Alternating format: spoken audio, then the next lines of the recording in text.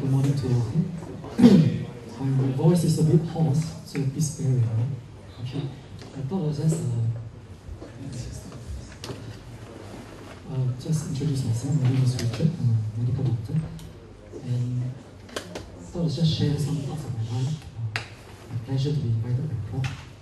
And hopefully we can be thinking about how as we pursue this embarkment of training to become plastic surgeons, thinking about other things as well. Since young, I'm a typical product of what today's society is, right? Relatively successful product of what society requires. And from young, I've been born to a below average family, and I was told by the media, people around me, that happiness is about success. And then success is about being wealthy. Okay. And with this mindset, I've always been extremely competitive since I was young. Not only do I need to get to the top school, I need to have success in all fields. Uniform groups, track, everything. I needed to get trophies, I needed to be successful, I needed to have Colours Award, National Colours Award, everything. Okay. So I was highly competitive since very young. I went on to medical school, graduated as a doctor. Some of you may know that within the medical faculty, ophthalmology is one of the most highly sought after specialty. So I went after that as well. I was given a traineeship in ophthalmology. I was also given a research scholarship at NUS to develop lasers to treat the eye. So, in the process, I was given 2 patents, one for the medical devices, and the other for the lasers on the eye. And you know what? All this academic achievement didn't bring me any wealth. Alright. So once I completed my bond with MOH, I decided it's just taking too long. You know, the training in eye surgery is just taking too long. And there's a lot of money to be made in the private sector. If you're aware, the last few years, there was this rise in aesthetic medicine. You know, tons of money to be made there. So I decided, well, enough of staying in the institution. It's time to leave. So I quit my training halfway, and I went on to set up my aesthetic clinic in town together with my day surgery. The irony is that people do not make heroes out of the average GP, family physician. They don't. Right? They make heroes out of people who are much famous. So people who are willing, they're not happy to pay $30 to see a GP. The same person has no qualms paying $10,000 for liposuction, $15,000 for breast augmentation, and so on and so forth. Right? So it's a no-brainer, isn't it? Why would I want to become a GP? I become an aesthetic physician. So instead of healing the sick and the ill, I decided that I become a glorified beautician. Alright? So business was good, very good. You know, it started off just waiting time for 1 week, and became 3 weeks, then 1 month, then 2 months, then 3 months. You know, I was overwhelmed. There's just too many patients. Vanity is a fantastic business. You know, so I employed 1 doctor, I employed the 2nd doctor, the 3rd doctor, the 4th doctor. And you know, within the first year, we were already raking in millions.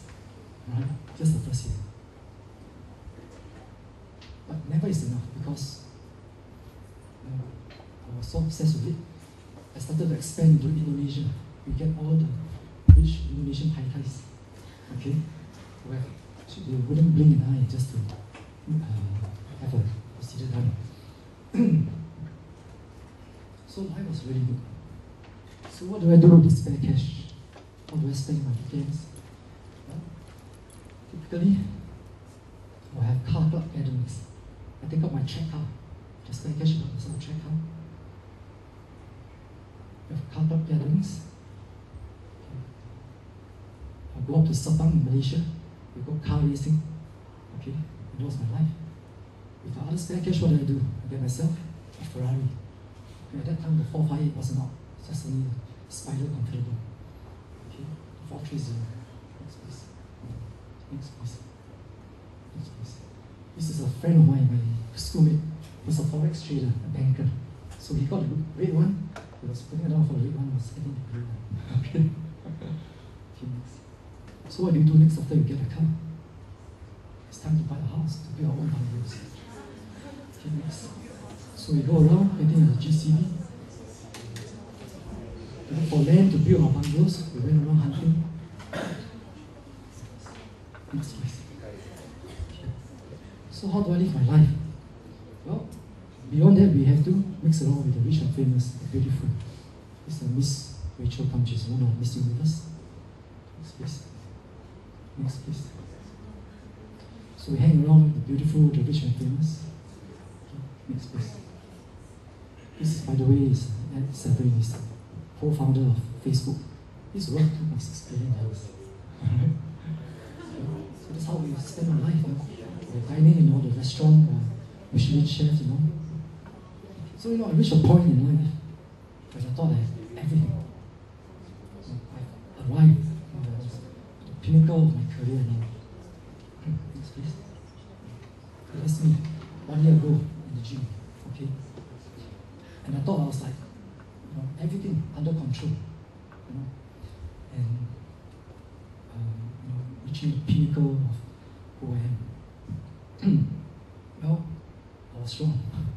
I didn't have everything under control. About last year, March, I started to develop backache in the middle of nowhere. I thought maybe it's because of all the heavy squats I was doing, So I went to SGH, saw my classmate and said, hey, can you do an MRI just to make sure it's not a slip disc or anything? And that evening, they called me out and said, hey, we found bone marrow replacement in your spine. I said, sorry, what does that mean? I mean, I know what it means. I couldn't accept it. I said, are you serious? I was still running around, I was still going to the gym and all. But we had more scans the next day, a PET scan, a positron electron scan, and I found that actually I had a stage 4 terminal lung cancer. I was like, whoa, where did that come from? It's already spread to the brain, to the spine, to the liver, to the adrenals. And one moment I was there, totally thinking that I have everything under control, that I reached the pinnacle of my life. But the next moment, I kind of just lost it. Next one, please.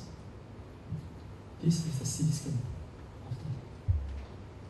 of the lungs itself. If you look at it, every single dot there is a tumor.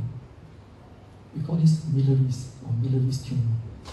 And in fact, I have tens of thousands of them in the lungs. Right? So I was told, even with chemotherapy, that we have about 3 to 4 months at most. Did my life come crashing down? Of course it did. Who wouldn't? I went to depression, of course, severe depression. And I thought I had everything. See, the irony is that all these things that I had, all the success, trophies, my cars, my house and all, I thought that brought me happiness. But when I was feeling really down, in a severe depression, having all this thought of my possessions, it brought me no joy at all. Right? The thought of, I can hug my Ferrari to sleep, no, it's not going to happen. It brought not a single comfort during my last 10 months, having all these thoughts. And I thought they were true happiness, but it wasn't. What really brought me joy first in the last 10 months was interaction with people, with my loved ones, friends, people who genuinely care about me. They laugh and cry with me. They are able to identify the pain and the suffering that I was going through. That brought joy to me. happiness. Not the objects that I have, not the possessions. And I thought those were supposed to bring me happiness, but it didn't. Because if it did, I would have felt happy thinking about it during when I was feeling most down. The classical Chinese New Year that's coming up. In the past, what do I do? Well, I will usually drive my flashy car to meet the rounds, visit my relatives, to show it off to my friends. And I thought that was joy, That was real joy. But do you really think that my relatives and friends, or some of them having difficulty trying to make ends meet, that they truly share the joy with me, seeing me driving my flashy car and showing off to them? No way. They won't be sharing joy with me. They'll be having problems making ends meet, taking public transport. In fact, I think what I've done is more like, making them envious, jealous of what I have. In fact, sometimes even hatred. Those are what I call objects of envy. I have them, I show it off to them, and I feel I can feed my own pride and ego. Alright? It didn't bring any joy to these people, to my friends and my relatives. And I thought they were real joy. Well, let me just share another story with you. When I was about your age, staying in King Edward VII Hall, I had this friend who was, I thought, strange. Her name is Jennifer. We're still good friends. And as I walk along the path, if she sees a snail, she will actually pick up the snail and put it along in the grass patch. I was like, why do you need to do that? Why dirty your hands? It's just a snail. But truth is, she could feel for the snail. The thought of being crushed to death is real to her. But to me, it's just a snail. If you can't get out of the pathway of humans, then you deserve to be crushed. It's part of evolution, isn't it? What an irony, isn't it? Then I was being trained as a doctor to be compassionate, to be able to empathize, but I couldn't. As a house officer, I graduated from medical school, posted to the oncology department in Cambridge. And every day, every other day, I witnessed death in the cancer department. And I see how they suffered, I see all the pain that they went through, I see all the morphine that they press every few minutes just to relieve the pain. I see them struggling with their oxygen, taking their last breath and all. But it was just a job. I went to clinic every day, to the wards every day, take blood, give the medication. But was the patient real to me? They weren't real to me. It's just a job. I do it, I get out of the ward, I can't wait to go back home to do my own stuff. Was the pain, was the suffering that the patients went through real? No. Of course, I know all the medical things to describe how they feel, all the suffering they went through. But in truth, I do not know how they feel. Okay. Not until I became the patient. Because I can tell you now, I truly understand how they feel. Okay. And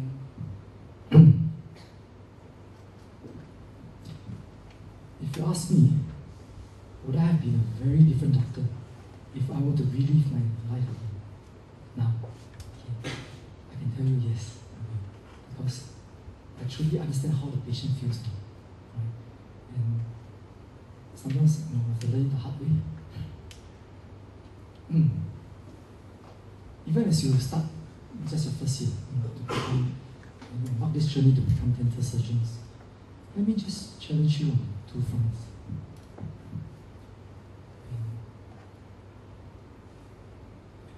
Inevitably, all of you here, when you start to go into private practice, you will start to accumulate wealth. I can guarantee that. Okay? Just doing an implant can bring you thousands of dollars. It's fantastic money. And actually, there's nothing wrong with being successful, with being rich or wealthy. Absolutely nothing wrong. The only trouble is, I think a lot of us, and myself, we couldn't handle it. Why do I say that? Because when I start to accumulate, the more I have, the more I wanted. The more I wanted, the more obsessed I became.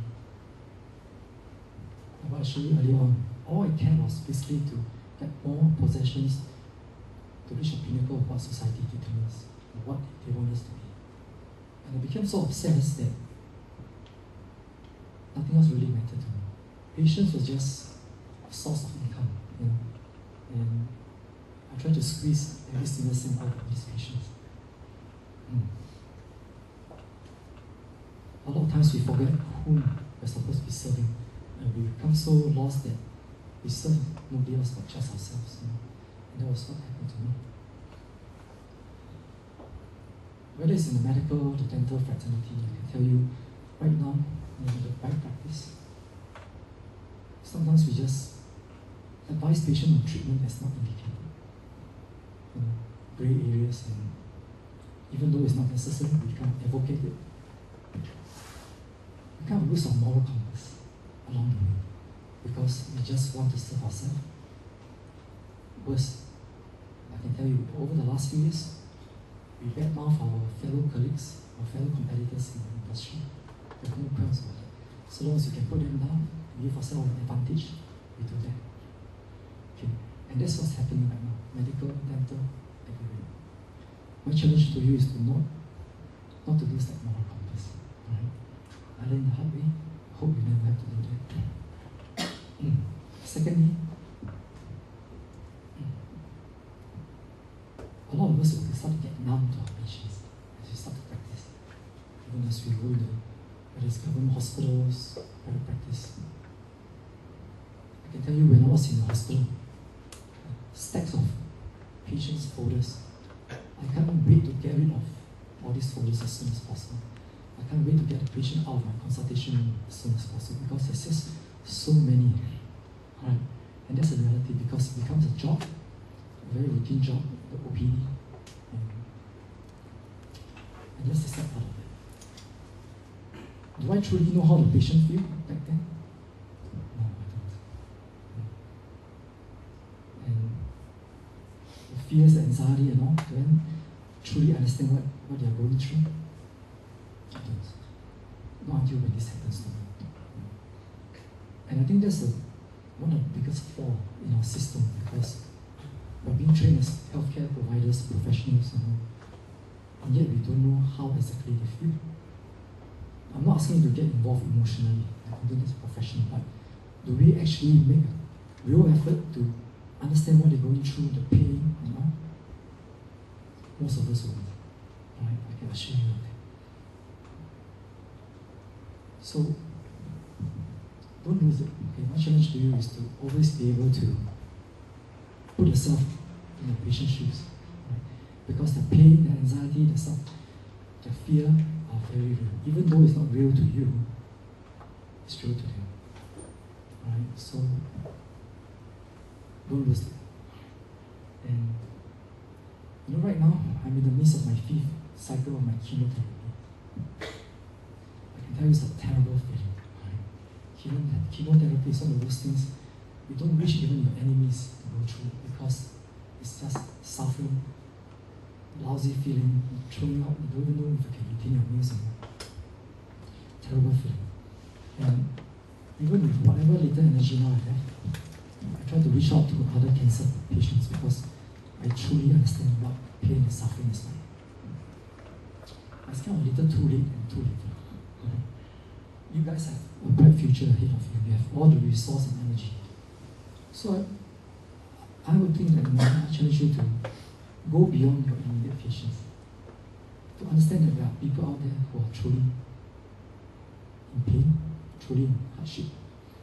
Don't get the idea that only poor people suffer.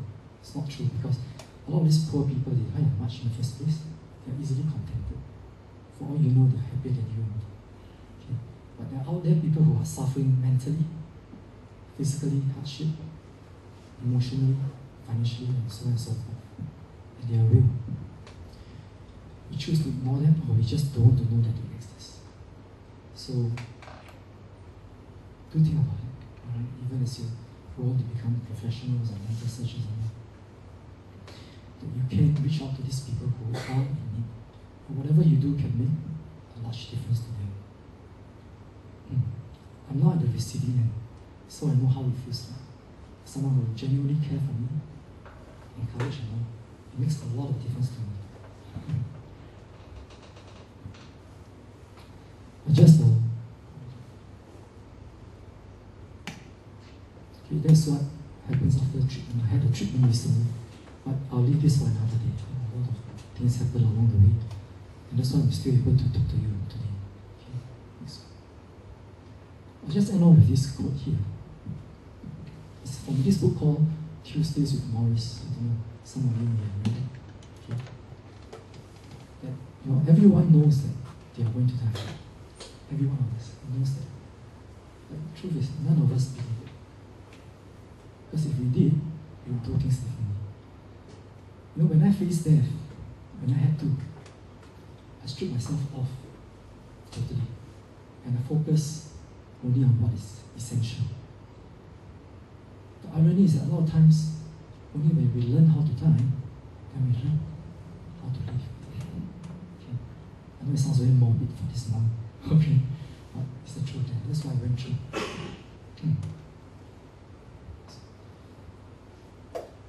Don't let society tell you how to live. Don't let the media tell you what you're supposed to do. Okay, because that's what's happened to me. And I live this life thinking that all these things are going to bring me happiness. Okay. I hope that you will think about it and decide for yourself how you want to live your own life. Okay, not according to what other people tell you to do. And you have to decide whether you want to serve yourself or whether you want to make a difference in someone else's life. Right? Because true happiness don't come from serving yourself. I thought it was. Okay. But it didn't turn out that way. And with that, I thank you. If anything, any questions you have for me, please